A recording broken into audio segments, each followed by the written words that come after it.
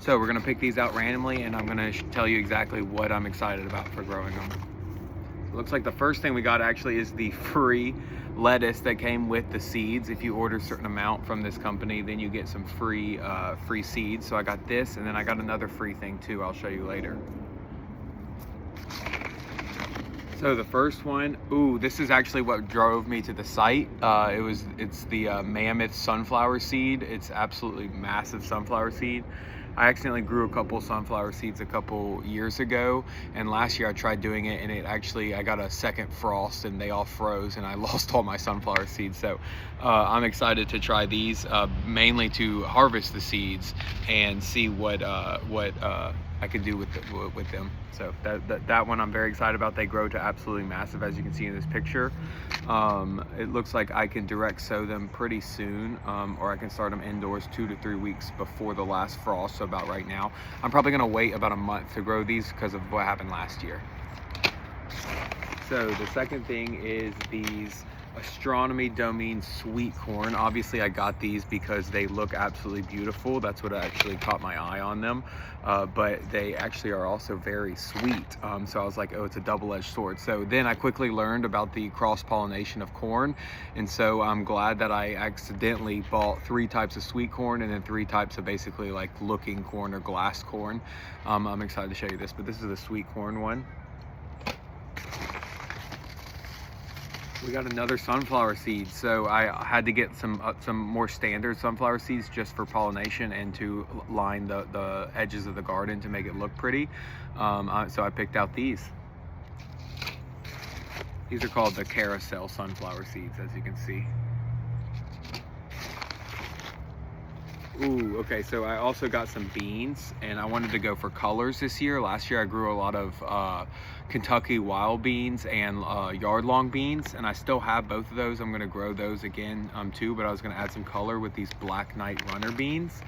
I'm probably just gonna have them run across the ground or trellis them up. All the ones I got are pole beans. I really enjoy stuff that goes forever and trellises a long time. So these are the pole beans. As you can see, they're beautiful.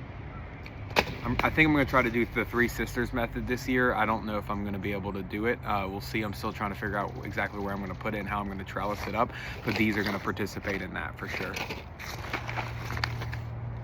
Going on with the bean theme, I got some Iroquois skunk pole beans. I really like finding old, like native beans. To be honest with you, I grew some 3 years ago, or actually about 4 years ago, back when I lived in Louisiana, and not beans, but I grew some tomatoes that were from the area, and I realized that basically like the soil around the area helps those type of beans really do well in North American soil, basically. So obviously there's a lot of variability to that, but I like to get some native beans, and so these are some pole beans, some Iroquois beans, and they are beautiful too. We're probably going to use these to try to save and preserve over the winter next year. And let's check this out, something different. We got some corn.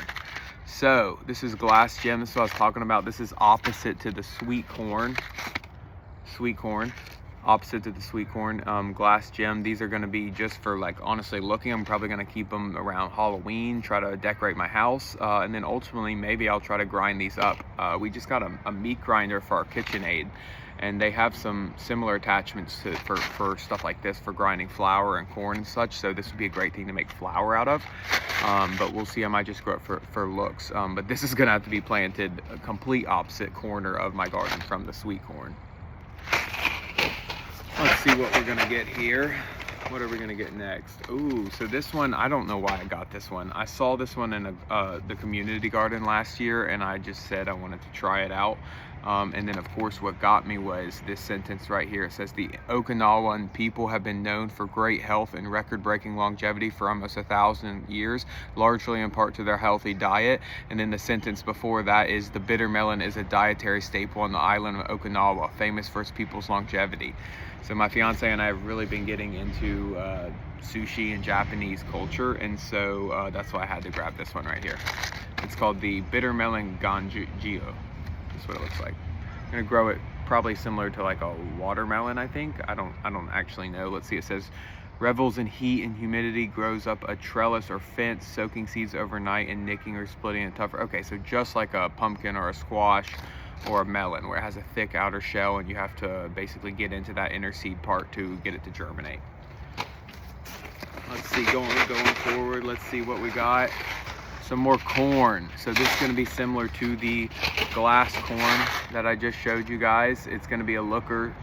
I'm going to grow it for decoration. As you can see, it's beautiful, and I might grind it up into some flour. We'll see, but these two are going to go together. Very excited about that. Again, opposite side of the yard is what I figured. Otherwise, all my corn's done for. Going forward, and we got some more of the sweet corn. So I got this one, the Golden Bantam, very classic variety. And then I got another one I'll show you guys. So I got 3 sweet corn, and then I just showed you guys the 2 glass looking corns. So this one's a very basic one. I just read that it was like one of the best ones ever. So the specific thing says, released in 1922 by Clark Seed Company in Milford, Connecticut, an improvement on Golden Bantam. This was the standard for home gardeners. So it's basically the most classic corn you can get, kind of opposite to like some of this stuff right here. 2 left, let's see here. Ooh, this one's exciting. I got this one just because of the picture, basically. Last year I grew the yard-long beans, and they were absolutely incredible. The yard-long beans, I think I started them too early, so I'm going to start them later this year. But they were so fun to watch. They were able to trellis up this massive green trellis that I have over there, and then up those 8 to 12 foot poles over there. And so I'm going to do the same this year with these snake beans. It grows the same thing. The exact sentence that caught my eye was growing up to 60 inches long and 1.5 inches thick. So they should be harvested around 12 to 18 inches. But if you want to get crazy, you can try to grow literally the longest bean possible, 60 inches. That's insane. That's almost as tall as I am. Kind of. Maybe a foot less. And last but not least is probably the one I'm most excited about. My fiance picked this one out. It's called the corn Amish butter. It's a very, as you can see, it's a sweet corn, and we're gonna make it to cook and grill. Hopefully it produces a lot. It says it's 100-day growth. This buttery heirloom popcorn dates back to the 1800s, has been grown for the Pennsylvania Dutch for generations. The sturdy 8-foot stalks produce about 2 ears per plant, each about 4 to 6 inches long, with small round ivory kernels. So maybe we'll use this for popcorn, I guess. I didn't know that, but I don't even know how to make popcorn from actual corn, so we'll see how it works. Probably drying it out or dehydrating it of some sort. I'm excited to see that. So let me take you guys to show you a little bit of where I think I'm going to be growing some of this corn and the beans. Yeah,